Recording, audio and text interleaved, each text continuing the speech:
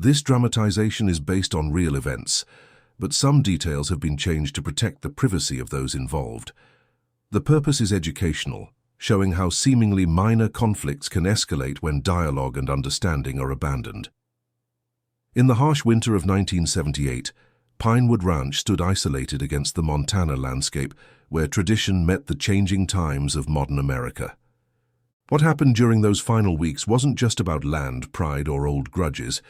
It was about what happens when communities stop talking to each other, when fear replaces trust, and when the weight of unspoken history finally becomes too heavy to bear. This is not a story about heroes or villains, but about ordinary people caught in extraordinary circumstances, where choices made in moments of anger would echo through generations. Before we begin, we'd like to ask you to tell us your name and the city you're watching from. We love getting to know our audience. Also, please don't forget to give this video a like, share it with others, and subscribe to our channel. That way, we can keep bringing you more stories like this one. December 15th, 1978. The morning frost clung to the windows of Pinewood Ranch like a warning nobody wanted to read. Sarah McKenzie pressed her palm against the cold glass, watching her breath create small clouds in the kitchen as the old furnace struggled against Montana's unforgiving December. Outside, the landscape stretched endlessly, white, silent, and somehow accusatory. "Coffee's ready," her husband Tom called from behind her, his voice carrying that particular tiredness that had settled over him in recent months. At 42, Tom McKenzie had inherited more than just the ranch from his father. He'd inherited debts, obligations, and a reputation that seemed to grow heavier with each passing season. Sarah turned from the window, accepting the steaming mug with hands that trembled slightly, not from cold, but from the conversation she knew was coming. They'd been dancing around it for weeks now, this thing that sat between them like an unwelcome guest at their breakfast table. "The Henderson boy came by yesterday while you were in town," she said carefully, settling into the worn chair that had been her mother-in-law's. "Said his father wants to meet with you again." Tom's jaw tightened almost imperceptibly. "I told Frank Henderson what I had to say. There's nothing more to discuss." But Sarah could see it in his eyes, the doubt, the fear that maybe there was everything to discuss, and they were running out of time to do it. The ranch had been in the McKenzie family for 3 generations, carved out of wilderness by Tom's grandfather, with nothing but determination and stubbornness. Now, in 1978, that same stubbornness might be what destroyed it all. The Henderson family had made their intentions clear months ago.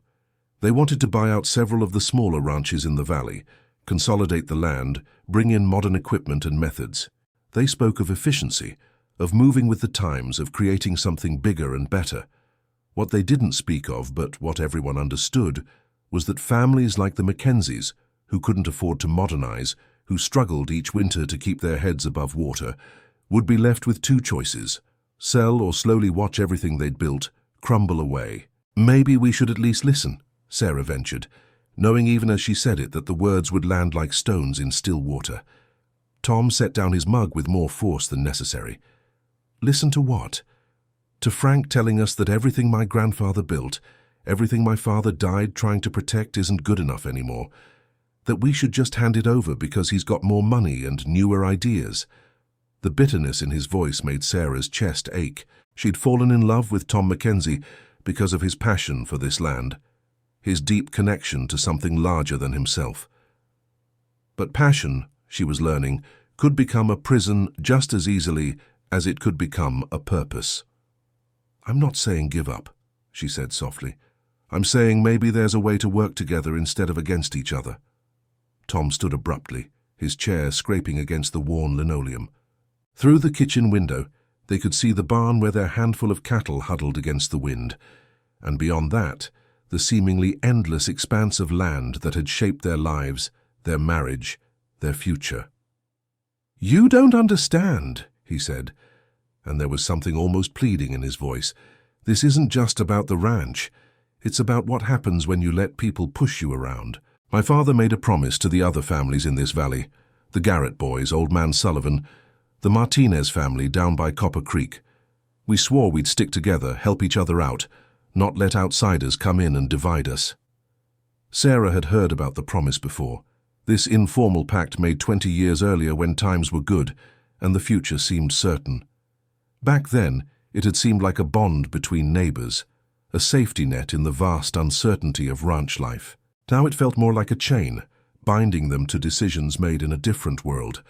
That was 20 years ago, Tom. Things change, people change. Some things don't change, he said firmly. Loyalty doesn't change. Your word doesn't change. But even as he said it, Sarah could see the uncertainty flickering in his eyes, because things had changed, whether they wanted to acknowledge it or not. The Garrett brothers had already started talking privately with the Hendersons. Sullivan had been seen meeting with developers from Billings, and the Martinez family. Well, nobody had spoken directly to the Martinez family in months, not since the incident with the property lines that everyone pretended hadn't happened. The phone rang, shrill and sudden, in the quiet kitchen. Tom looked at it for a moment before answering, his voice carefully neutral. McKenzie Ranch. Sarah watched her husband's face change as he listened, saw the way his shoulders tensed, the way his free hand slowly clenched into a fist. "I see," Tom said finally. "When?" More listening. Sarah found herself holding her breath. "No, I understand. Thanks for letting me know." He hung up the phone and stood there for a long moment, staring at nothing. "That was Bill Garrett," he said finally. "There's going to be a meeting tomorrow night, at Henderson's place, all the families." Sarah felt something cold settle in her stomach. What kind of meeting? The kind where people finally say what they've been thinking instead of what they've been pretending to think. The rest of that day passed with the weight of unspoken fears. Tom spent hours in the barn, ostensibly checking on the cattle, but really just avoiding the house, avoiding conversation, avoiding the reality that was closing in around them. Sarah found herself cleaning things that didn't need cleaning, organizing drawers that were already organized, anything to keep her hands busy and her mind from wandering to tomorrow night.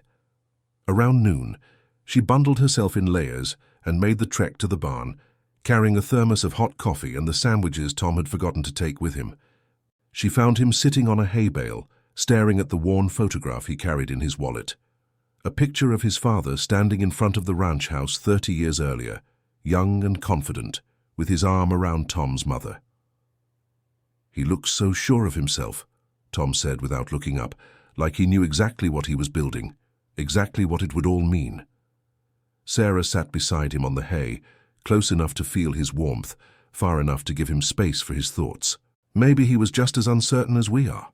Maybe that's what courage looks like, doing what you think is right even when you're not sure. Tom finally looked at her, and she saw in his eyes not just the man she'd married, but the boy who'd grown up believing in absolute right and wrong, in promises that lasted forever, in a world where good intentions were enough. "What if I'm wrong?" he asked quietly. "What if holding on to all this is just selfishness? What if I'm destroying our future because I can't let go of the past?" It was the first time he'd voiced the fear that had been eating at him for months. Sarah reached over and took his hand, rough and calloused from years of honest work. "What if you're right?" she countered. "What if giving up now means we spend the rest of our lives wondering what would have happened if we'd fought a little harder?" They sat in comfortable silence for a while, listening to the cattle shifting in their stalls, the wind rattling the barn doors. Finally, Tom spoke again. "Tell me about when you were growing up, about your family's store."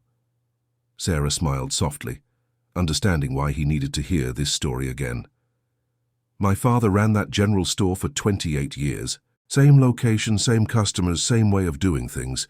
When the big chain stores started moving into town, everyone told him he had to change, had to compete, had to become something different. But he didn't. No, he didn't. And you know what happened? For 2 years we watched customers drift away. People who'd shopped there since I was a baby started driving to the new stores for better prices, more selection. Dad would stand behind that counter every day, polishing things that were already clean, organizing inventory that barely turned over.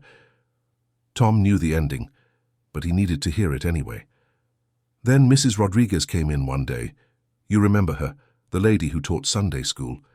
And she told my father something that changed everything.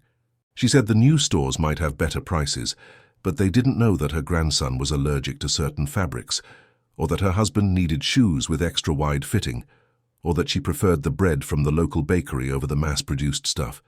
She said what they were really buying wasn't just products, it was the relationship, the understanding, the feeling of being known. And the store survived. The store thrived. Dad stopped trying to compete on price and started focusing on what made him different. Personal service, special orders, knowing every customer's story. It took longer to build back up, but when he finally retired, he had more loyal customers than he'd ever had before. Tom squeezed her hand. You think that's what we're doing here, trying to compete instead of being different? I think maybe we've been so focused on protecting what we have that we forgot to think about what we could offer that nobody else can. As the afternoon wore on, they talked about possibilities they'd never considered before. What if instead of fighting the Hendersons or giving in to them, they found a third option? What if the small ranchers in the valley could work together in ways that preserved their independence while giving them the strength to survive? It was almost dark when they heard the truck coming up the long driveway. Tom and Sarah exchanged glances. They weren't expecting anyone, and unexpected visitors in Montana winters usually brought unexpected news. The truck that pulled up was one they recognized, Marcus Sullivan, the old man's grandson, driving the beat-up Ford that had been making rounds to all the ranches lately. Marcus climbed out slowly, his movements careful in the way of someone carrying heavy news. "Tom, Sarah," he nodded as they approached. "Sorry to bother you so late." "No bother," Tom replied, though his voice was guarded. "What brings you out this way?" Marcus looked uncomfortable, shifting his weight from foot to foot. "Grandfather wanted me to talk to you before tomorrow night. He's not going to be at Henderson's meeting." The words hung in the cold air between them.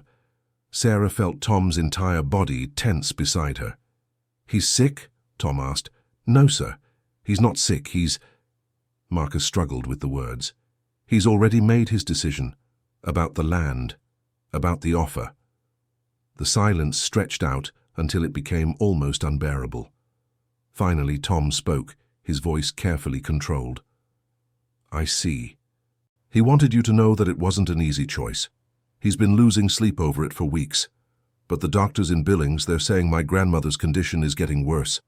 The treatments, the care she's going to need, we just don't have that kind of money." Sarah's heart ached for the family's situation, even as she felt the foundation of their world shifting beneath their feet. Agnes Sullivan had been the unofficial matriarch of the valley for as long as anyone could remember, the woman who organized community dinners, who showed up with casseroles when babies were born or when someone died, who somehow kept all the scattered ranch families feeling like neighbors instead of strangers. "How is she?" Sarah asked softly. "Some days are better than others," Marcus admitted, "but the good days are getting fewer, and the care she needs, it's not something we can handle on our own anymore." Tom nodded slowly, his face giving away nothing of what he was feeling. "Your grandfather's a good man, Marcus. He's got to do what's right for his family. He wanted you to know that he still believes in the promise your father made. He still thinks it was the right thing to do, but sometimes circumstances change the game, you know?" After Marcus left, Tom and Sarah stood in their driveway for a long time, watching the taillights disappear into the darkness. The wind had died down, leaving the night eerily quiet, except for the distant sound of cattle and the soft whisper of snow beginning to fall again. "That's two families," Sarah said finally. "That's two families," Tom agreed. They both knew what it meant.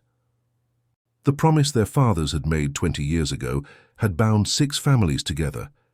The Garrett brothers were wavering, Sullivan was out, and now they had no idea where the Martinez family stood. That left Tom and the Henderson family on opposite sides, with everything hanging in the balance. "What do you want to do?" Sarah asked. Tom looked up at the sky where snow was beginning to fall more steadily, and then back at the house where 3 generations of his family had lived, struggled, hoped, and died. "I want to go to that meeting tomorrow night," he said finally. "I want to look Frank Henderson in the eye and hear what he has to say, and then I want to make a decision I can live with, whatever that turns out to be." As they walked back to the house, Sarah realized that something had fundamentally changed in the course of this single day. The fear was still there, the uncertainty still gnawed at them, But there was also something else now. A sense of agency, of choice, of moving forward instead of just holding on. That night, they lay in bed listening to the wind howl across the prairie, each lost in their own thoughts about what tomorrow would bring. Neither of them spoke about the fear that sat heavy between them, the fear that no matter what happened at Henderson's tomorrow night, nothing would ever be quite the same again. But for the first time in weeks, it didn't feel entirely like an ending. It felt like the beginning of something they couldn't yet name, something that might require more courage than simply holding on to the past, but that might also offer more hope than they dared to imagine. Outside, the snow continued to fall, covering the land in white silence, as if nature itself was holding its breath for what was to come. The Henderson Ranch house had always been the largest in the valley, but tonight it seemed to loom even bigger against the dark Montana sky. Tom McKenzie sat in his truck for a moment before getting out, watching the warm yellow light spilling from the windows, counting the vehicles already parked in the circular driveway. Every family was represented, some by trucks he recognized, others by newer models that spoke of prosperity he could only imagine. Sarah squeezed his hand one last time before he opened the driver's door. They'd agreed she would stay home tonight. This was rancher business, the kind of discussion that happened between men who'd worked the same land for generations, but her absence felt like losing an anchor in a storm. "Remember what we talked about," she'd said as he was leaving. "Listen first. Understand what everyone really needs, then decide." The front porch of the Henderson house was wide and welcoming, designed to accommodate the kind of gatherings that had once been common in the valley: barn raisings, harvest celebrations, community meetings where neighbors solved problems together instead of creating them. Tonight, it felt more like walking into a courtroom where the verdict had already been decided. Frank Henderson opened the door before Tom could knock, his weathered face attempting a smile that didn't quite reach his eyes. At 58, Frank had the bearing of a man who'd spent his life making difficult decisions and living with the consequences. "Tom, glad you could make it," Frank said, extending his hand. "Come on in. Most everyone's already here." The living room had been rearranged for the occasion, chairs pulled in from other rooms to accommodate the group. Tom recognized the faces immediately. Bill and Robert Garrett sitting close together, their expressions carefully neutral. Marcus Sullivan representing his grandfather, looking uncomfortable in his good clothes. Carlos Martinez with his eldest son Miguel, both of them sitting slightly apart from the others, in a way that spoke volumes about recent tensions. What surprised Tom was the presence of two men he didn't recognize, city men by their clothes and bearing, sitting quietly in the corner with briefcases at their feet, and the patient expressions of people accustomed to waiting for others to reach the conclusions they'd already drawn. "Tom," Bill Garrett nodded as he entered. "How's Sarah doing?" "She's well, thanks for asking."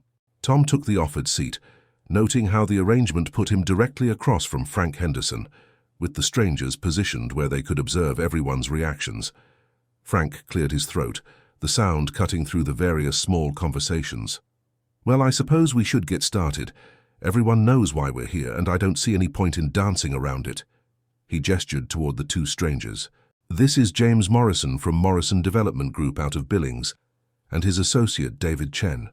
They've been working with our family on what we think could be a real opportunity for the whole valley." Morrison stood, a man in his 40s with the kind of smooth confidence that came from presenting good news that wasn't quite as good as it sounded. "Gentlemen, thank you for taking the time to hear what we have to say. I know change can be difficult, especially when it involves land that's been in families for generations."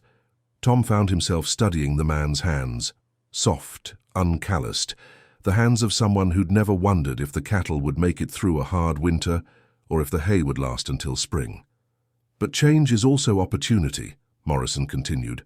"What we're proposing isn't just about buying your land. It's about creating something bigger, something that ensures this valley remains productive and profitable for generations to come." He opened his briefcase and pulled out a folder thick with papers and photographs. The Montana Beef Consortium would consolidate existing ranch lands into a modern, efficient operation. We're talking about infrastructure improvements, advanced breeding programs, processing facilities that would create jobs for the local community. The photographs he passed around showed sprawling facilities, gleaming equipment, and pastoral scenes that looked more like advertisements than working ranches. Tom studied them with the eye of someone who knew the difference between a picture and reality. The financial benefits would be substantial, Morrison said, producing another set of papers. We're prepared to offer significantly above market value for the land, plus guaranteed employment for any current ranch hands, plus profit-sharing opportunities for former landowners who choose to stay involved. Carlos Martinez spoke for the first time, his accented English carrying the weight of careful consideration. What exactly do you mean by significantly above market value? Morrison smiled. I'm glad you asked.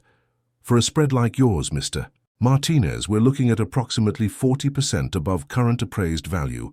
For the larger properties, he glanced at Tom, the premiums would be even more substantial. Tom felt something cold settle in his stomach. 40% above market value would solve every financial problem he'd faced for the last 5 years. It would give him and Sarah the security they'd been praying for, the chance to start fresh somewhere else, maybe closer to her family in Colorado. There is, of course, a timeline involved, Morrison continued, his tone still friendly, but with an underlying firmness. Market conditions being what they are, and with winter setting in, we'd need decisions relatively quickly, ideally within the next 30 days. Robert Garrett leaned forward. What happens if some folks want to sell and others don't? Morrison exchanged a glance with Frank Henderson. Well, that's certainly their right. But I think you'll find that a patchwork approach doesn't really work for anyone. The economics of modern ranching require scale, efficiency, consolidated operations. Small, isolated properties become increasingly difficult to maintain profitably. The implication hung in the air like smoke. Tom could see it in everyone's faces, the understanding that this wasn't really about individual choice. This was about the entire valley changing, with or without their cooperation. What about existing agreements between neighbors? Tom asked. Shared water rights, grazing arrangements, that sort of thing? All of that would be honored and improved upon, Morrison assured him. In fact, one of the benefits of consolidation is that those kinds of informal arrangements can be formalized, made more efficient. But Tom was thinking about something else entirely, the promise his father had made, the bond between families that had held this community together for 20 years. He looked around the room, trying to read the faces of men he'd known his entire life. Marcus Sullivan shifted uncomfortably in his chair. My grandfather wanted me to say that he appreciates what you're all trying to do here. But our family's situation, well, we've already made our decision. The words landed like stones in still water. Everyone had suspected, but hearing it confirmed changed the entire dynamic in the room. We understand, Frank Henderson said gently. Agnes's health has to come first. Your grandfather's a good man, making a hard choice. Bill Garrett cleared his throat. My brother and I have been talking about this for weeks. Our kids aren't interested in ranching. Our oldest is finishing law school. The younger one's got a job in Seattle. Maybe it's time to admit that this way of life isn't for everyone anymore. Tom felt the walls closing in. If the Sullivans were out and the Garretts were leaning towards selling, that left him and the Martinez family as the only holdouts. What about you, Carlos? Tom asked. What are you thinking? Carlos Martinez was quiet for a long moment, his weathered hands folded in his lap. When he finally spoke, his voice carried the weight of someone who'd been thinking about this question for a very long time. My family came to this valley in 1954, he said slowly. We had nothing then except the willingness to work. This land, these neighbors, they gave us a chance to build something, to become Americans in the fullest sense. He paused, looking around the room at faces that had been part of his life for nearly 25 years. But my son Miguel here, he's got different dreams. He wants to go to college, maybe become an engineer. My daughter Rosa, she's smart enough to be a doctor if she wants. This money, this opportunity, it could give them choices I never had. Tom felt something breaking inside his chest. He understood what Carlos was saying, respected the father's desire to give his children every possible advantage. But it also meant that the promise, the bond that had held them together, was dissolving before his eyes. Morrison seemed to sense that the mood in the room was shifting in his favor. I want to emphasize that this isn't about destroying what you've built here. It's about preserving it in a new form, making it sustainable for the future. What about the promise? Tom asked suddenly, his voice cutting through Morrison's smooth sales pitch. The room fell silent. Morrison looked confused, but everyone else knew exactly what Tom was referring to. Frank Henderson leaned back in his chair, his expression troubled. Tom, that promise was made in different times. We were all younger then. The world was different. A promise is a promise, Tom said, but even as he said it, he could hear how hollow the words sounded in the face of everything that had changed. Yes, it is, Carlos Martinez said quietly. And that's exactly why this is so hard. Because keeping that promise might mean asking our families to sacrifice their futures for the sake of the past. Miguel Martinez spoke for the first time, his voice respectful but firm. Mr. McKenzie, I understand what that promise meant to your father, to all of your fathers. But I also see what my parents have had to give up to keep it, the opportunities they've turned down, the help they've refused because they didn't want to break faith with their neighbors. Tom looked at the young man, barely 25, college-educated, articulate, and saw his own future if he'd had different choices, different opportunities. Maybe the most honorable thing we can do, Miguel continued, is to release each other from promises that no longer serve anyone. The words hit Tom like a physical blow, not because they were cruel, but because they made sense in a way that he wasn't prepared to accept. Morrison pulled out another set of documents. I've brought preliminary agreements for anyone who's ready to move forward tonight. Obviously, you'll want to have your lawyers review everything, but the basic terms are straightforward. Tom watched as, one by one, his neighbors reached for the papers. Bill Garrett took a set, then Robert. Carlos Martinez hesitated for a moment before accepting his copy. Even Marcus Sullivan, representing his grandfather's interests, took the documents with the resigned air of someone accepting the inevitable. Frank Henderson held out a set toward Tom. You don't have to decide tonight, he said. Take them home, talk it over with Sarah. But Tom, don't let pride keep you from seeing what's best for your family. Tom stared at the papers for a long moment. Everything he'd been raised to believe in, everything his father had fought to preserve, seemed to be contained in those few sheets of legal language and financial terms. Take them. And he was admitting that everything he'd stood for was negotiable. Leave them, and he was choosing isolation, financial struggle, and an uncertain future. He reached out and took the papers. The drive home was the longest 20 minutes of Tom's life. The document sat on the passenger seat beside him like an accusation, occasionally rustling in the wind from the truck's loose window seal. The snow was falling heavier now, big flakes that caught in his headlights and made the familiar road seem alien and uncertain. Sarah was waiting for him in the kitchen, still dressed despite the late hour. She'd prepared coffee and set out the good cups, the ones they used for special occasions, or when they needed to feel like their lives had some measure of dignity and grace. How did it go? She asked, as he hung up his coat and sat heavily in his chair. Tom pulled the papers from his jacket and set them on the table between them. Sarah looked at them for a moment before meeting his eyes. Tell me about it, she said simply. So he did. He told her about Morrison's presentation, about the financial offers that were more generous than anything they'd dared to hope for. He told her about Marcus Sullivan's quiet resignation, about the Garrett brothers' practical acceptance of change, about Carlos Martinez's painful honesty, about his children's futures. And Frank Henderson? Sarah asked. Frank's been thinking about this longer than any of us realized, Tom admitted. This isn't just about money for him. He really believes this is the best thing for the valley, for everyone's future. Sarah poured coffee for both of them, her movements careful and deliberate. What do you think? Tom was quiet for a long time, staring into his cup as if it might contain answers to questions he'd never wanted to ask. I think, he said finally, that I've been so focused on honoring my father's memory that I forgot to think about what kind of memory I want to leave for our children. The words hung between them, heavy with implication. They'd been trying for children for 3 years now with no success, but the hope was still there, still part of how they imagined their future. I think, he continued, that maybe the world has changed more than I wanted to admit. that maybe holding on to the past isn't the same thing as honoring it. Sarah reached across the table and took his hand. "What does your gut tell you?" Tom looked up at her. This woman who'd married a rancher knowing it meant uncertainty, hardship and isolation, who'd never once complained about the sacrifices they'd both had to make, who'd somehow maintained faith in their future, even when he'd lost it. "My gut tells me that I'm scared," he said honestly. "Scared of giving up everything I've ever known, scared of starting over somewhere else, scared of admitting that maybe my father was wrong about some things.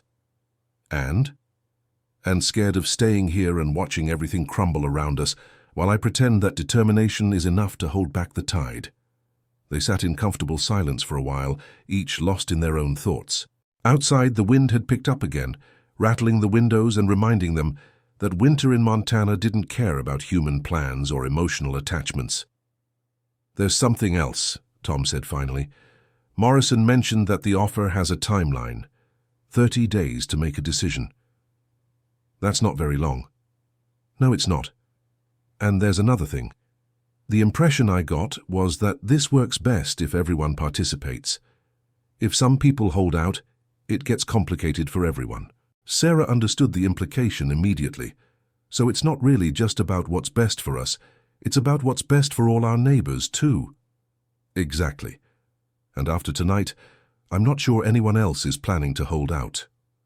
They talked until nearly 3 in the morning, going over every aspect of the offer, every possible alternative, every fear and hope and dream that hung in the balance. By the time they finally went to bed, they hadn't reached a decision, but they'd reached something equally important, an understanding that whatever they chose, they would choose it together, based on their own values and hopes, rather than on obligations to the past or pressure from others. As Tom drifted off to sleep, he found himself thinking about his father's photograph, the one he'd looked at in the barn just yesterday. In that picture, his father looked so confident, so certain of the rightness of his choices. But maybe, Tom thought, that confidence had been partly illusion. Maybe every generation had to find their own way of honoring the past while building the future. The snow continued to fall outside, and somewhere in the distance a coyote called across the empty prairie, its voice carrying all the loneliness and beauty and uncertainty of life in this harsh, magnificent place they'd all learned to call home. The phone calls started before dawn. Tom was already awake, standing at the kitchen window with his first cup of coffee, watching the sun struggle to break through the heavy cloud cover that had settled over the valley like a gray blanket. The snow had stopped sometime during the night, leaving everything pristine and deceptively peaceful. Then the phone rang, shrill and urgent in the morning quiet. "Tom?" It was Bill Garrett, and his voice carried a tension that made Tom's stomach clench. "You need to get over to the Martinez place now." "What's wrong?" "Just get over there. Carlos called me about 20 minutes ago. Something happened during the night." Tom was already reaching for his coat. "So what kind of something?" "The kind that changes everything." Sarah appeared in the kitchen doorway, wrapped in her robe, her hair tousled from sleep. She took one look at Tom's face and began moving toward the coffee pot with the efficient urgency of a ranch wife who'd learned to read crisis in her husband's expression. "I'll be there in 15 minutes, Tom said into the phone, then hung up and turned to Sarah. "Something's happened at the Martinez Ranch." Bill didn't say what, but he sounded scared. "Yeah, scared." The drive to the Martinez place normally took 12 minutes on the winding county road that connected the scattered ranches. Tom made it in 8, his truck fishtailing slightly on the snow-covered curves as he pushed the engine harder than was safe. The Martinez ranch house came into view as he crested the final hill, and what he saw made him slam on the brake so hard the truck skidded sideways before coming to a stop. The barn was gone.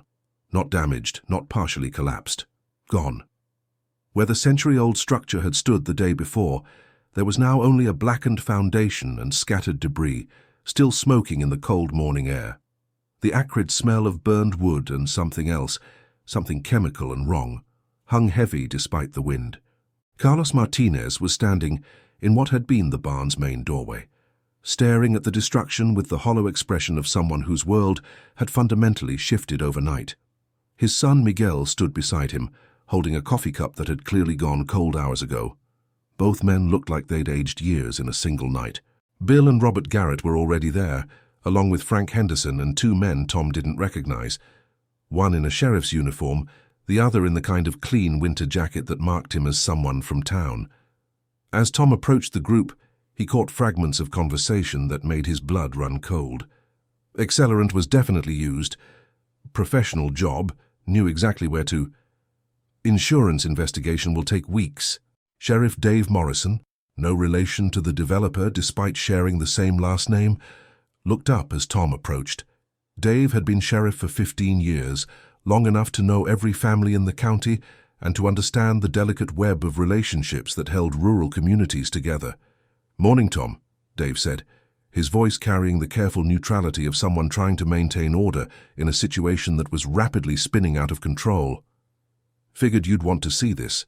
Tom walked closer to the ruins, his boots crunching on snow that had been trampled by firefighters and investigators. The barn had been built in 1923 by Carlos's father-in-law, constructed with the kind of craftsmanship that was meant to last generations. It had survived blizzards, tornadoes, floods, and the gradual decay that claimed most rural structures. It should not have burned so completely in a single night. "When did it happen?" Tom asked. "Fire department got the call around 2:30, Sheriff Morrison replied. "By the time they arrived, it was too late to save the structure. They focused on keeping it from spreading to the house." Carlos finally spoke, his voice rough with exhaustion and something else, a barely controlled fury that Tom had never heard from the quiet, dignified man. "They killed my horses," Carlos said simply. "All 4 of them. They didn't even try to get them out." The words hit Tom like a physical blow. Carlos's horses weren't just livestock. They were family members, each one named and loved and cared for with the devotion that only someone who'd grown up with horses could understand. The oldest mare, Esperanza, had been with the family for 18 years. Miguel had learned to ride on her back when he was barely old enough to walk. "Carlos, I'm so sorry," Tom said, and the inadequacy of the words felt like another kind of violence. Miguel Martinez looked up from his cold coffee, and Tom saw in the young man's eyes something that hadn't been there during the meeting at Henderson's house. A cold, hard anger that spoke of decisions being made, bridges being burned, futures being rewritten. "It wasn't an accident," Miguel said quietly. "Someone wanted to send a message." Sheriff Morrison shifted uncomfortably. "Now, Miguel, we don't know that for certain yet. The investigation is just beginning." "I know what I know," Miguel replied, and there was steel in his voice that reminded Tom of Carlos in his younger days. "I know that 3 weeks ago, someone offered to buy our land. I know that 2 weeks ago, when we didn't give them an answer they wanted to hear, strange trucks started driving by our place at odd hours. I know that last week we found our fence lines cut in 3 different places." Tom felt something cold settle in his stomach. "You didn't mention any of that at the meeting?" Carlos finally looked at him, and Tom saw exhaustion and defeat warring with that same steel he'd heard in Miguel's voice. "What was I supposed to say? That we were being pressured? That someone was trying to scare us into selling? Who would I accuse? What proof did I have?" Frank Henderson stepped forward, his face pale. "Carlos, if you thought someone was threatening you, you should have said something. This isn't how we do business." "Isn't it?" Miguel asked, and the question hung in the air like an accusation. The silence stretched out until Sheriff Morrison cleared his throat. "I'm going to need to ask everyone some questions, individual interviews, starting with the family. The rest of you might want to head home for now." As the group began to disperse, Tom found himself walking beside Frank Henderson toward their trucks. Frank looked older than his years, burdened by something that went beyond simple regret. "Frank," Tom said quietly, "do you know anything about this?" Frank stopped walking and turned to face him. "What are you asking me, Tom?" "I'm asking if the people you're working with, Morrison and his development company, if they're the kind of people who would do something like this to force a sale." Frank was quiet for a long moment, staring at the smoking ruins of the barn. When he finally spoke, his voice carried a weight that Tom had never heard before. "I don't know," Frank admitted. 2 months ago I would have said absolutely not, but 2 months ago I also thought I knew exactly what kind of deal we were making." "What do you mean?" Frank looked around to make sure they weren't being overheard, then spoke in a voice barely above a whisper. "There have been complications, changes to the original agreement that weren't part of what we discussed initially." Tom felt his chest tighten. "What kind of changes?" "The kind that make me wonder if I made a mistake trusting people I don't really know." Before Tom could ask for more details, Frank was walking toward his truck with the rapid stride of someone who'd said more than he'd intended. Tom stood in the Martinez driveway for a few more minutes, watching the last wisps of smoke rise from the ruins and trying to process what he'd just learned. The drive home gave him time to think, but thinking only made everything more complicated. If the barn fire was arson, and despite Sheriff Morrison's official caution, everyone who'd seen it knew that's what they were looking at, then someone was playing a much more dangerous game than anyone had realized. And if Frank Henderson was having second thoughts about his partners, then the entire situation was more unstable than it appeared. Sarah was waiting for him in the kitchen, already dressed and with a fresh pot of coffee ready. She took one look at his face and poured 2 cups without saying a word. "Tell me," she said simply. So he did. He told her about the complete destruction of the barn, about the horses that had died, about Miguel's cold anger and Carlos's defeated fury. He told her about Frank's cryptic warnings and the growing sense that they were all caught up in something much larger and more dangerous than a simple business transaction. "What are you thinking?" Sarah asked when he finished. Tom was quiet for a long moment, staring out the window toward their own barn, their own animals, their own life that suddenly felt much more fragile than it had 24 hours earlier. "I'm thinking that maybe we've all been naive," he said finally. "That maybe we've been treating this like it was still the world our fathers grew up in, where a man's word meant something and business was done with handshakes and mutual respect."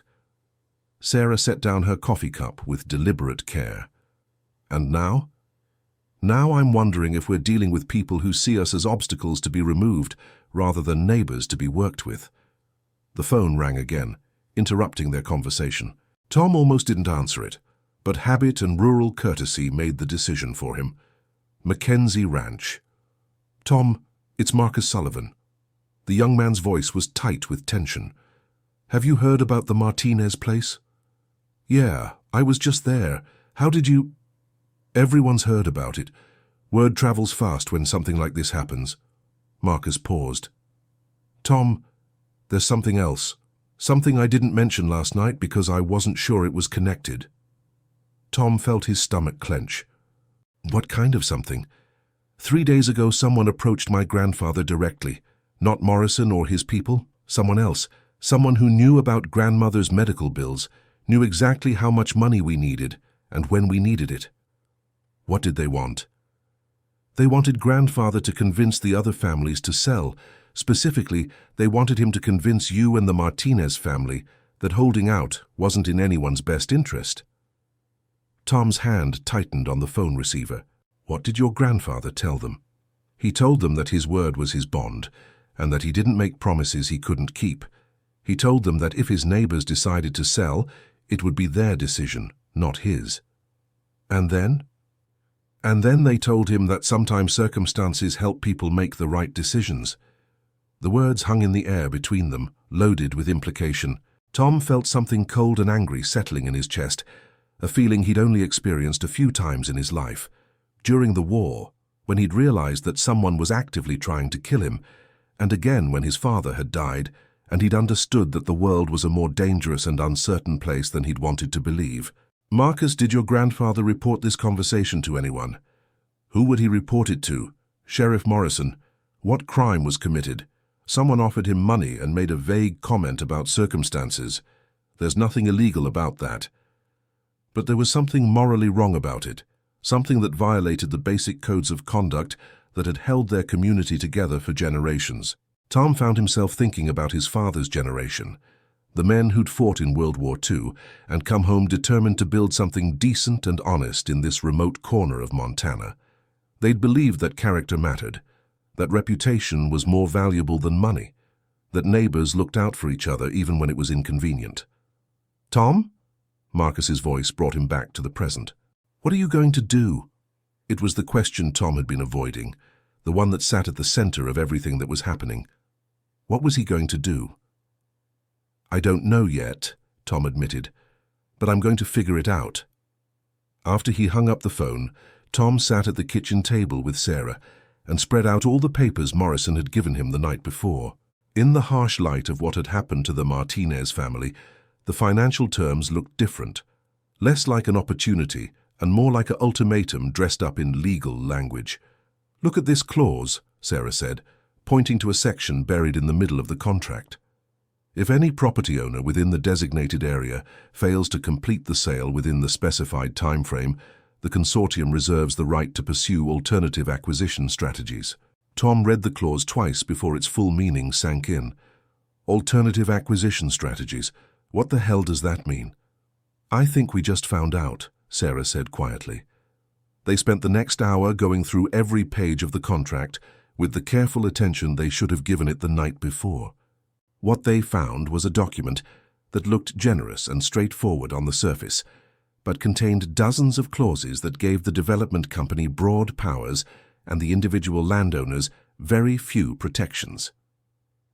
"This isn't a purchase agreement," Sarah said finally. "This is a surrender document."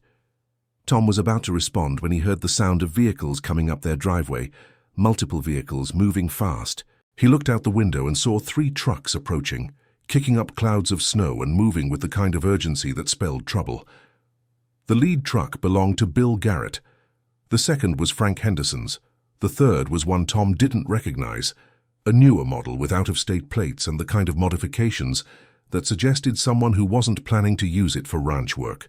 Tom met them on the front porch, Sarah beside him despite his suggestion that she might want to stay inside. The 3 men who climbed out of the trucks all had the grim expressions of people who'd come to deliver bad news. "Tom, Sarah," Bill Garrett said, nodding to both of them. "We need to talk." "About what happened at the Martinez place?" Tom asked. "About what's going to happen everywhere else if we don't get this situation under control," Frank Henderson replied. The third man stepped forward, tall, well-dressed, with the kind of smooth confidence that Tom had learned to distrust on sight. "Mr. McKenzie, I'm Robert Klein, representing Morrison Development Group's legal interests. I think there are some misunderstandings that need to be cleared up before they spiral out of control." Tom looked at the man's soft hands, his expensive coat, his city shoes that were completely unsuitable for Montana winter, and felt his dislike crystallize into something harder. "What kind of misunderstandings?" Tom asked. Klein smiled, but it was the kind of smile that never reached the eyes. "Well, for example, the unfortunate incident at the Martinez property last night. I understand there's been some speculation about the cause of the fire." "It was arson," Tom said flatly.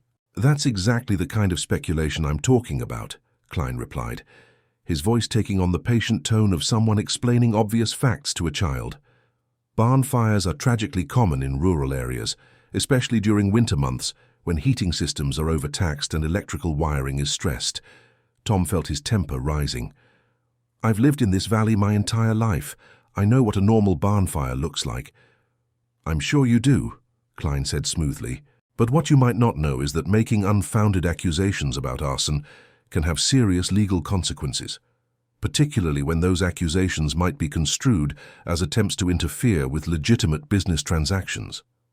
The threat was delivered so smoothly, wrapped in such reasonable language, that it took Tom a moment to recognize it for what it was. When he did, his anger flared into something much more dangerous. "Are you threatening me?" Tom asked, his voice deadly quiet. Klein's smile never wavered. "Not at all.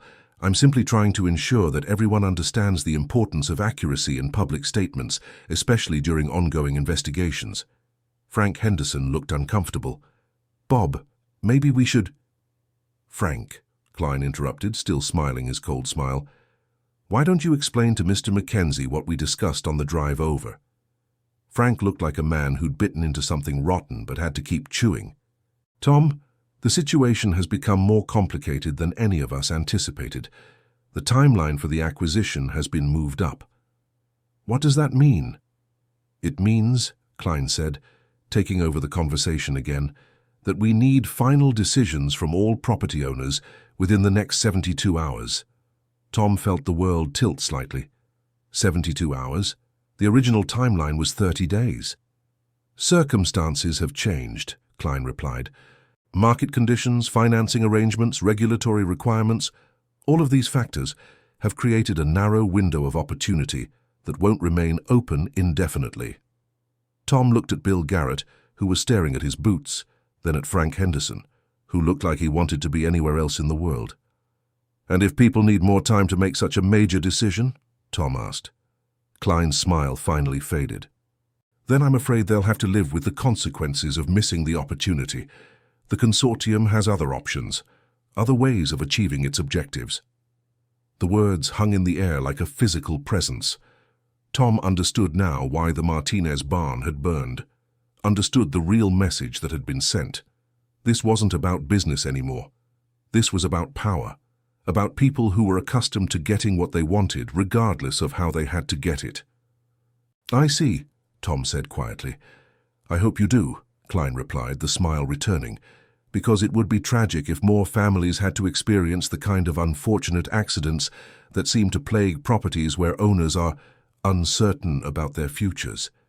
Sarah stepped forward for the first time, and there was something in her voice that made all three men look at her with new attention. "Mr. Klein," she said, her words precise and clear, "are you saying that if we don't sell our property within 72 hours, we might experience an unfortunate accident similar to what happened to our neighbors?" Klein's lawyer instincts kicked in immediately. "I'm saying nothing of the kind, Mrs. McKenzie. I'm simply observing that rural properties can be dangerous places, especially for families who might find themselves isolated from community support." Tom felt something snap inside his chest. The careful control he'd maintained throughout his adult life, the measured responses he'd learned from his father, the diplomatic approach he'd tried to take to this entire situation, all of it fell away, replaced by something much more primitive and dangerous. "Get off my land," he said, his voice carrying a tone that made Klein take an involuntary step backward. "Mr. McKenzie, I don't think you fully understand—" "I understand perfectly," Tom interrupted. "I understand that you're threatening my family and my neighbors. I understand that you're the kind of people who burn down barns with horses inside them. And I understand that you have exactly 10 seconds to get in your truck and drive away before I demonstrate some of the unfortunate accidents that can happen to city people who don't know how to behave in the country." Klein looked at Bill Garrett and Frank Henderson as if expecting support, but both men were studying the ground with the intense concentration of people who wanted to be invisible. "This conversation isn't over," Klein said, backing toward his truck. "Yes, it is," Tom replied. After the three men left, Tom and Sarah stood on their porch for a long time, watching the vehicles disappear down the county road. The silence between them was heavy with the weight of decisions that couldn't be unmade, bridges that couldn't be uncrossed. "Well," Sarah said finally, "I guess we know where we stand now." Tom nodded, feeling strangely calm despite everything that had happened. The uncertainty was gone, the moral ambiguity had been stripped away, and he knew with absolute clarity what he had to do. "Sarah, I want you to pack a bag and go stay with your sister in Colorado until this is over." She looked at him as if he'd suggested she sprout wings and fly. "Like hell I will. This isn't a discussion. These people have already shown what they're willing to do. I won't have you in danger because of my decisions." Sarah stepped closer to him, and he could see the steel in her eyes that had first attracted him to her 15 years earlier. "Tom McKenzie, if you think I'm going to abandon you to face this alone, you don't know me at all. We made vows, for better or worse, in sickness and in health, for richer or poorer. I don't remember any exceptions for threatening lawyers and barn fires." They looked at each other for a long moment, and Tom realized that whatever happened next, whatever the consequences of their decision might be, they would face it together. "All right," he said finally, "but we need to be smart about this. We need to think like soldiers, not like ranchers." That afternoon they drove into town to see Sheriff Morrison. Tom told him about Klein's visit, about the threats disguised as legal advice, about the 72-hour ultimatum. Morrison listened carefully, took notes, asked thoughtful questions. "The problem is," Morrison said finally, that none of what you've told me constitutes proof of criminal activity. Aggressive business tactics aren't illegal, even when they're morally questionable. What about the barn fire? Still under investigation. The fire marshal will have a preliminary report in a few days, but even if it was arson, proving who did it will be another matter entirely. Tom left the sheriff's office feeling more frustrated than when he'd arrived. The law, it seemed, was designed to protect people who were skilled at staying just within its boundaries, not the people who were being victimized by those tactics. That evening, Tom made a series of phone calls. He called Marcus Sullivan and told him about Klein's visit, about the new timeline, about the implicit threats. He called Carlos Martinez and learned that a similar visit had been paid to the Martinez family, with similar ultimatums. He even called the Garrett brothers, though he suspected they'd already made their decision. What he learned from those conversations confirmed his worst fears. The pressure was being applied systematically, professionally, by people who understood exactly how far they could push without crossing clear legal lines. The barn fire hadn't been random violence, it had been a calculated message, designed to demonstrate consequences without leaving evidence that could be traced back to its source. "So what do we do?" Sarah asked as Tom hung up the phone after his last call. Tom was quiet for a long time, staring out the window at their barn, their land, their life. When he finally spoke, his voice carried a resolution that surprised even him. "We fight," he said simply. "How?" "I don't know yet. But I know we don't give in to threats, and we don't abandon our neighbors, and we don't let fear make our decisions for us." Sarah moved to him and wrapped her arms around his waist, pressing her face against his chest. "It's going to be dangerous." "Yes, it is. We could lose everything." "We could." "I'm scared." Tom held her closer, breathing in the familiar scent of her hair, feeling the solid warmth of her body against his. "Me too." Outside, the wind was picking up again, carrying with it the promise of more snow, more cold, more of the harsh Montana winter that tested everyone who chose to make their lives in this unforgiving place. But inside their kitchen, holding each other in the warm yellow light, Tom and Sarah McKenzie made the kind of decision that their parents' generation would have understood. The decision to stand their ground, regardless of the consequences. The war for Pinewood Valley was about to begin in earnest, and they had just chosen their side. The first shot came at 3:17 in the morning on December 23rd, shattering the kitchen window of the McKenzie ranch house and embedding itself in the wooden cabinet where Sarah kept her grandmother's china. Tom was awake instantly, years of military training overriding the comfortable drowsiness of rural sleep. He rolled out of bed and onto the floor, pulling Sarah down with him as a second shot punched through the wall where their heads had been moments before. "Stay down," he whispered, his voice carrying the calm authority that had kept his unit alive in Vietnam. "Crawl to the bathroom, lock the door, don't come out until I tell you." Sarah's eyes were wide with fear, but she nodded and began moving across the floor, with the quick efficiency of someone who understood that survival depended on following instructions without question. Tom waited until he heard the bathroom door close and lock before moving to the bedroom window, keeping low, using the furniture for cover. Outside, the snow-covered landscape was deceptively peaceful in the moonlight. Tom could see their barn, the equipment shed, the fence lines that marked the boundaries of everything they'd worked to build. But somewhere in that familiar terrain, someone was hunting them with professional precision. A third shot came from a different angle, punching through the living room window this time. Tom counted the seconds between shots, analyzed the directions, tried to build a picture of how many shooters he was facing and where they were positioned. His military experience told him this was harassment, not assassination. If someone had wanted them dead, they would be dead already. But harassment could turn deadly very quickly if he made the wrong move. The phone was in the kitchen, 20 feet away across open space. Tom calculated angles, cover points, the likelihood of reaching it alive. The math wasn't good, but it was their only connection to help. He took a deep breath, said a quick prayer, and sprinted across the room in a zigzag pattern that had kept him alive in the jungles of Southeast Asia. A shot shattered the kitchen window behind him as he dove behind the counter, but he was already reaching for the phone, dialing Sheriff Morrison's home number from memory. Morrison. Dave, it's Tom McKenzie. Someone's shooting at my house. The sheriff's voice sharpened immediately. Are you hurt? Not yet. Sarah's safe, but we're pinned down.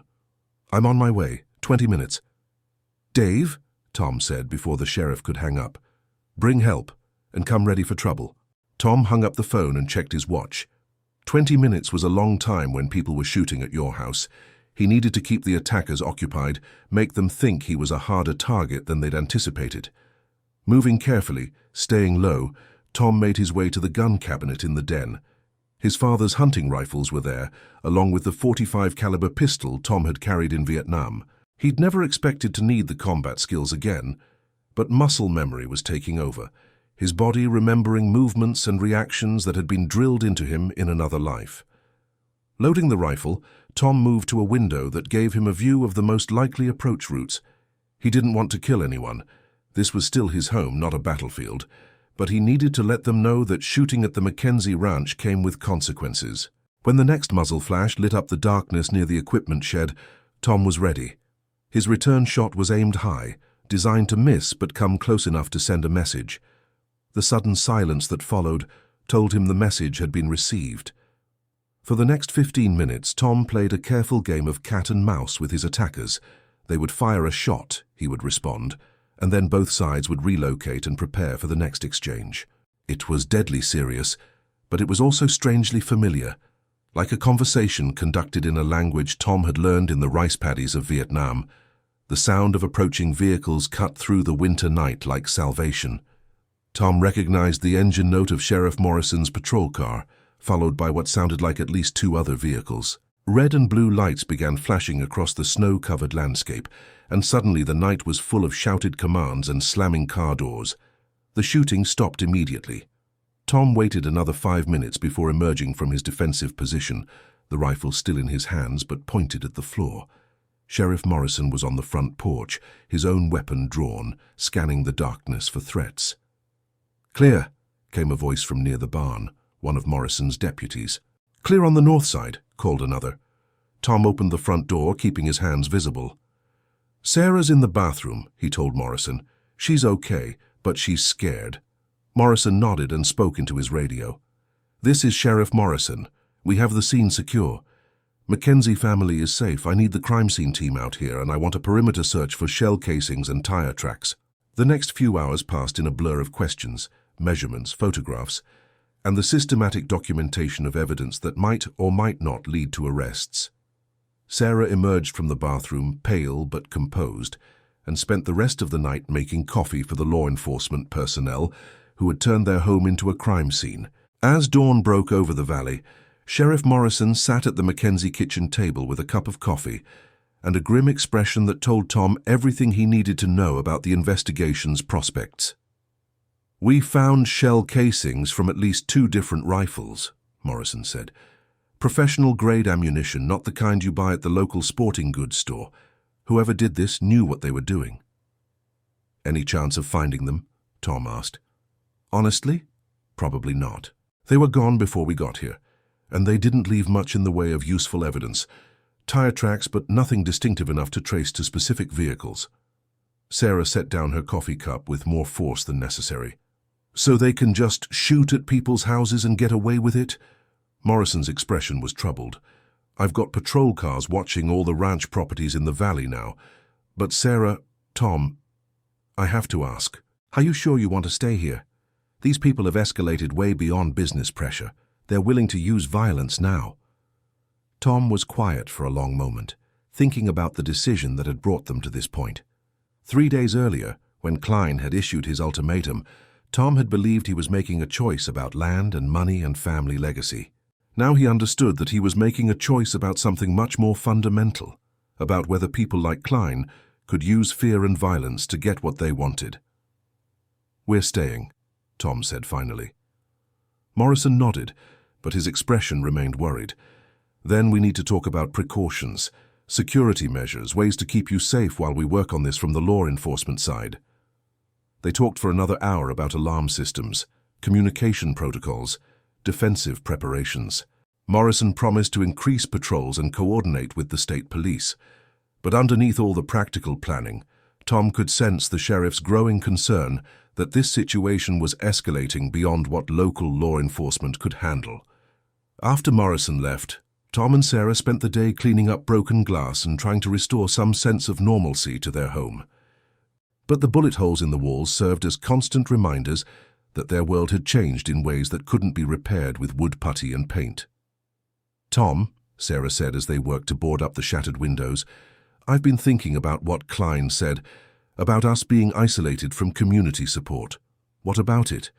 What if we're not as isolated as he thinks?" Tom paused in his hammering. "What do you mean?" "I mean, what if there are other people in this valley who are just as angry about what's happening as we are? What if we're not the only ones who refuse to be intimidated?" That afternoon, Tom made another round of phone calls. This time, the conversations were different. Instead of sharing information about threats and pressure tactics, he was asking a simple question: who else was willing to stand up and fight? The first call was to Carlos Martinez. Tom found the older man at his brother's house in town, where the family had moved after the barn fire. "Carlos, I know what you and your family have been through, but I need to ask you something, and I need you to be completely honest with me." "What is it, Tom?" "If there was a way to fight back, would you do it?" There was a long pause on the other end of the line. When Carlos finally spoke, his voice carried a weight that Tom had never heard before. "They killed my horses, Tom. Esperanza, who taught my children to ride, Santiago, who worked cattle with me for 12 years, they burned them alive to send a message." Another pause. "Yes, I would fight back. The question is how." The next call was to Marcus Sullivan. Tom expected resistance. The family's financial situation made them vulnerable in ways that went beyond threats and intimidation. But Marcus surprised him. "My grandfather's been thinking about what happened at your place last night," Marcus said. "He's been thinking about a lot of things, actually, about promises and honor and what it means to stand up to bullies. And he wants to talk to you, all of you. He thinks it's time to remember what brought our families together in the first place." Old Man Sullivan's house sat on a hill overlooking the entire valley, a position chosen by his grandfather for both its beauty and its strategic value. That evening, as snow began falling again, the kitchen of that house hosted a gathering that would have been unthinkable a week earlier. Carlos Martinez sat at one end of the long wooden table, his son Miguel beside him.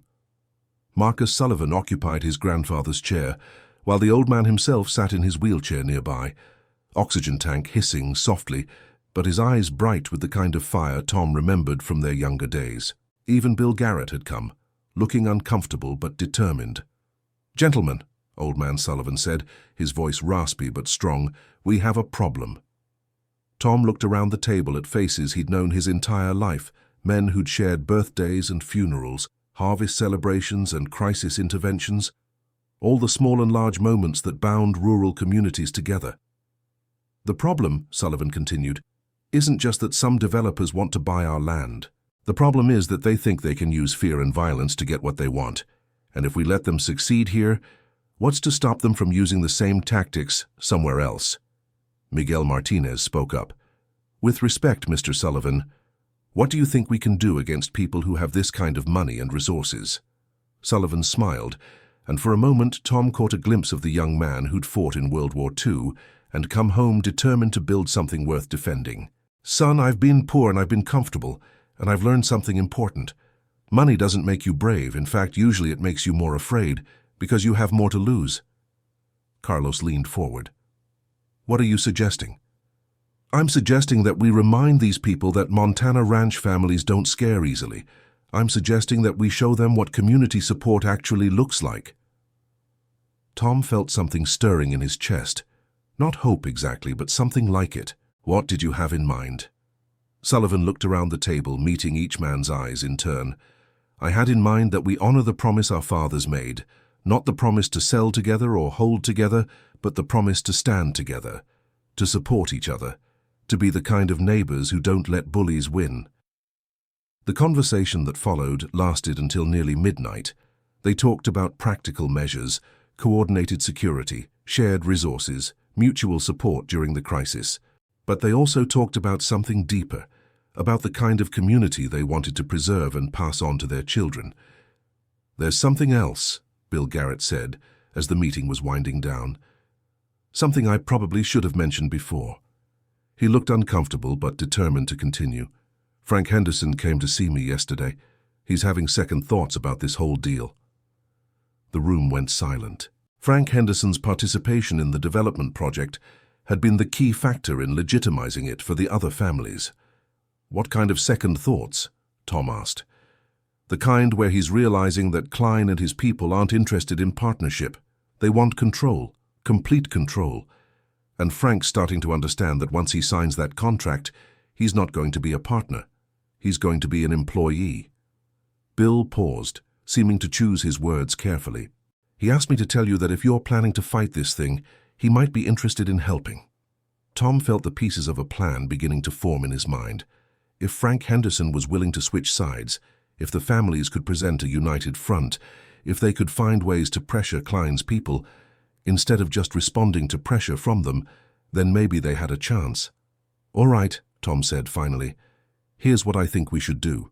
The plan that emerged from that late-night meeting was ambitious, risky, and probably illegal in several different ways. But it was also the kind of plan that might actually work against people who were accustomed to winning through intimidation rather than preparation.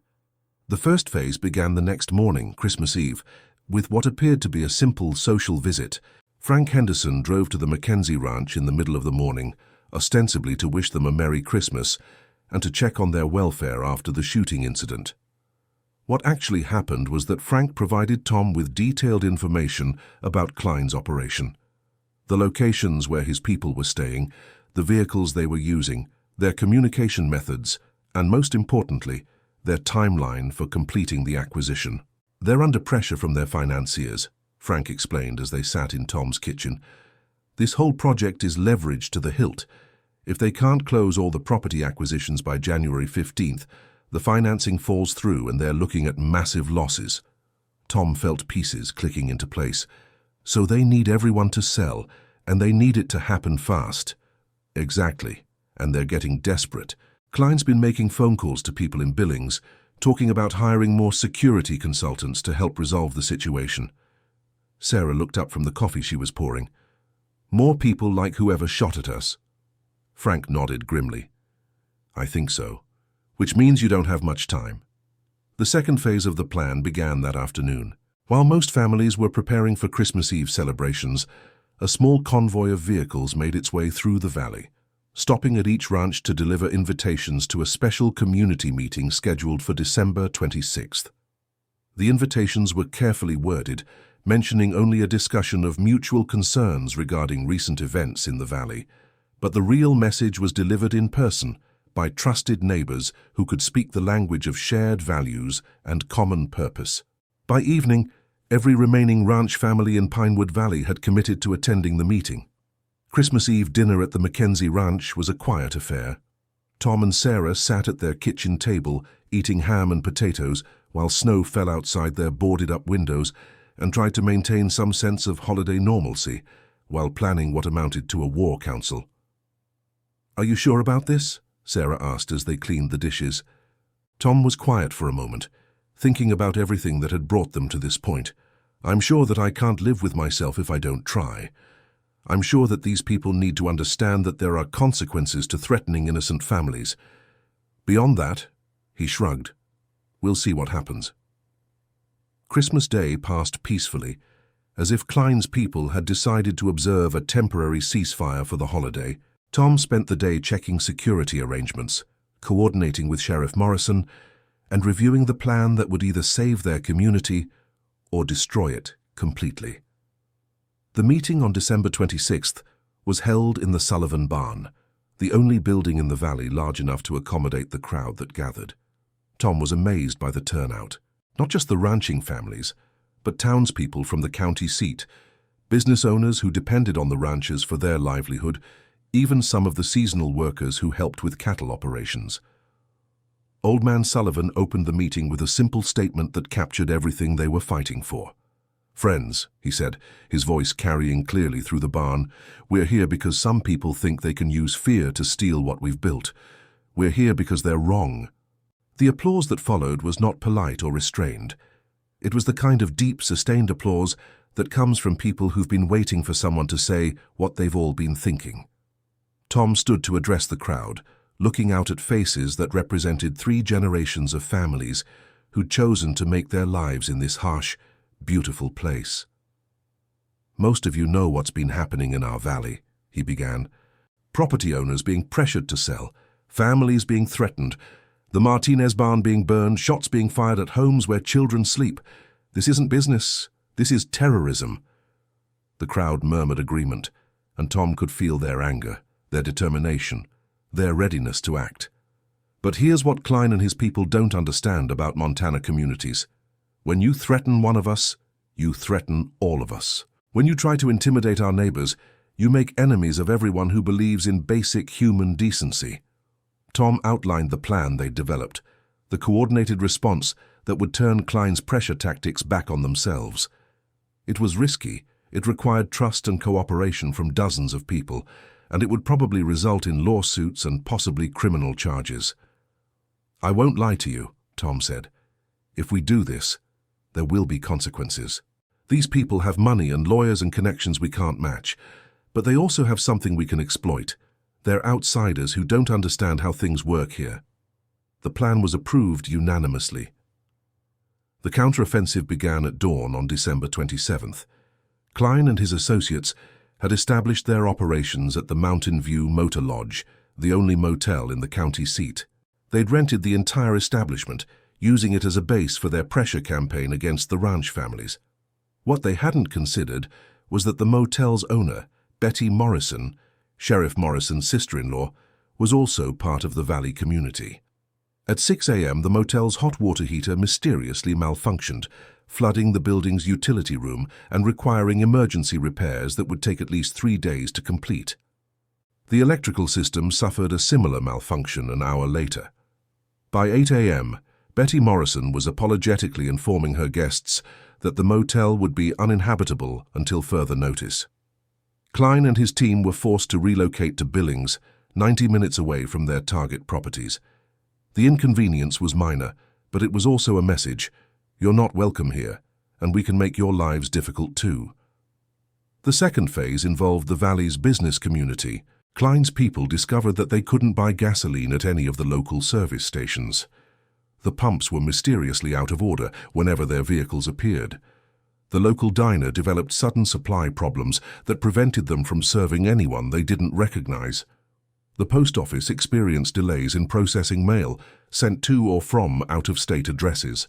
Again, each individual inconvenience was small, but the cumulative effect was to make Klein and his associates feel isolated and unwelcome in a place they'd expected to dominate.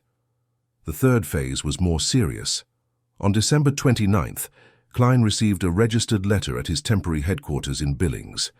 The letter was signed by every property owner in Pinewood Valley and delivered a simple message: the offers to purchase their lands were unanimously rejected. Furthermore, the property owners were prepared to file a civil lawsuit alleging conspiracy, intimidation, and extortion. The letter was accompanied by a thick folder of documentation: photographs of the burned Martinez barn, witness statements describing threats and pressure tactics, recordings of conversations where Klein's associates had made implicit threats, and a detailed timeline of escalating intimidation. Klein's response was swift and predictable. On the night of December 30th, the equipment shed at the Garrett Ranch was firebombed. This time, however, the ranchers were ready. Tom McKenzie and Carlos Martinez had been taking turns on overnight security watches, using military night vision equipment borrowed from a Vietnam veteran who ran a hunting guide service. They saw the attack coming and were able to coordinate a response through the citizens' band radio network that connected all the valley's ranches. When Klein's arsonists approached the Garrett property, they found themselves surrounded by ranchers armed with hunting rifles, spotlights, and a very clear understanding of Montana's laws regarding the defense of property. Sheriff Morrison arrived to find 2 men in custody, their vehicle impounded, and enough evidence to file charges for arson, conspiracy, and attempted destruction of property. More importantly, one of the men agreed to cooperate with authorities in exchange for reduced charges. What he revealed broke the entire case open. Klein's operation was more extensive and more organized than anyone had realized.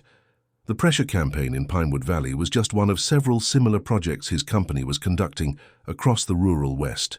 They had a systematic approach to dealing with resistant property owners, using a combination of financial pressure, legal intimidation, and escalating threats. The cooperation agreement provided prosecutors with names, dates, locations, and enough evidence to indict Klein and 12 associates on federal charges related to conspiracy, extortion, and interstate transportation of materials used to commit crimes. Klein was arrested on January 3, 1979, at his offices in Billings. His company's assets were frozen pending investigation, the development project was cancelled, and the property purchase contracts were declared void. But the real victory was smaller and more personal. On January 15, 1979, the date when Klein's original ultimatum would have expired, the families of Pinewood Valley gathered once again in the Sullivan barn. This time, it was for a celebration. Tom McKenzie stood before the same crowd that had approved their resistance plan 3 weeks earlier. But the atmosphere was entirely different. Where there had been anger and determination, now there was relief and something like joy. 3 weeks ago, Tom said, we made a choice to stand together against people who thought they could intimidate us into giving up everything we'd worked to build. Today, I'm proud to say that choice was the right one. The applause was long and heartfelt, but Tom wasn't finished. But I want to be clear about something. We didn't win because we were stronger than Klein and his people. We won because we were more committed to this place and to each other than they were to making a profit off our land. He paused, looking out at faces that had become more than neighbors over the past month. They'd become something like family, bound together by shared struggle and mutual support. The developers will come again, maybe not this year or next year, but eventually. The pressures that brought Klein here, economic changes, population growth, the demand for land, those pressures aren't going away, so we need to be ready. Tom's words carried a warning, but also a promise. The Pinewood Valley families had learned something about themselves and their community during the crisis. They'd learned that they were stronger together than apart, that they could defend what mattered to them if they were willing to take risks and make sacrifices. The promise our fathers made 20 years ago was about more than just land, Tom continued. It was about the kind of community we wanted to be, the kind of values we wanted to live by, the kind of legacy we wanted to leave for our children. Sarah McKenzie, sitting in the front row, watched her husband speak and felt a pride that went beyond personal affection. This man, who 3 weeks earlier had been uncertain and divided about the future, had found something in himself that she'd always known was there but that he'd never had to prove. That promise still stands, Tom said. Not the promise to sell together or hold together, but the promise to stand together, to be the kind of neighbors who look out for each other, who defend each other, who build something worth preserving. The meeting ended with handshakes and embraces, with plans for community dinners and mutual assistance projects, with the kind of conversation that happens when people realize they've been through something significant together. As the crowd dispersed into the January evening, Tom and Sarah walked home across snow-covered fields under a sky brilliant with stars. The boarded-up windows of their house reminded them that the victory had come at a cost, but the lights in the windows of their neighbors' homes reminded them that it had been worth paying. "So what now?" Sarah asked as they reached their front porch. Tom looked back across the valley at the scattered lights that marked homesteads where families were settling in for the night, secure in the knowledge that they belonged to something larger than themselves. "Now we rebuild," he said. "We fix what got broken, we help our neighbors do the same, and we remember what we learned about standing together." He paused, thinking about everything that had happened since that first phone call about the Henderson meeting. "And we stay ready, because this won't be the last time someone tries to take what we've built." They went inside to their warm kitchen, where the coffee pot was already prepared for the morning, and the radio was playing quietly. Outside, the Montana winter continued its ancient rhythm of storm and calm, cold and warmth, darkness and light. But inside, in the houses scattered across Pinewood Valley, families slept peacefully, secure in the knowledge that they had neighbors who would stand with them when standing was required. The story that would later be told in the bars and diners of Montana wouldn't focus on the threats or the violence or the fear that had gripped the valley for those dark weeks in December and January. It would focus on the moment when ordinary people chose to be extraordinary, when neighbors became allies, when a community discovered what it was really made of. And years later, when new challenges arose and new pressures threatened the valley, people would remember the winter of 1978-79 as the time when the families of Pinewood Valley learned that some things are worth fighting for, and that fighting together is always better than fighting alone. In the end, that was the real victory, not just preserving their land, but preserving their understanding of what it means to be a community. Klein and his associates had tried to turn neighbor against neighbor, to use fear and greed, to divide people who had spent generations learning to depend on each other. Instead, they had accidentally reminded the valley's families of something they'd almost forgotten, that they were stronger together than apart, that their real strength lay not in the land they owned, but in the bonds they shared, and that some promises, the ones that really matter, are worth keeping no matter what the cost. The oath of Pinewood Valley was never written down, never formally declared, but in the actions of that winter, in the choices made by ordinary people facing extraordinary pressure, it was lived out in a way that would echo through generations. We stand together. We protect each other. We preserve what matters. We remember who we are,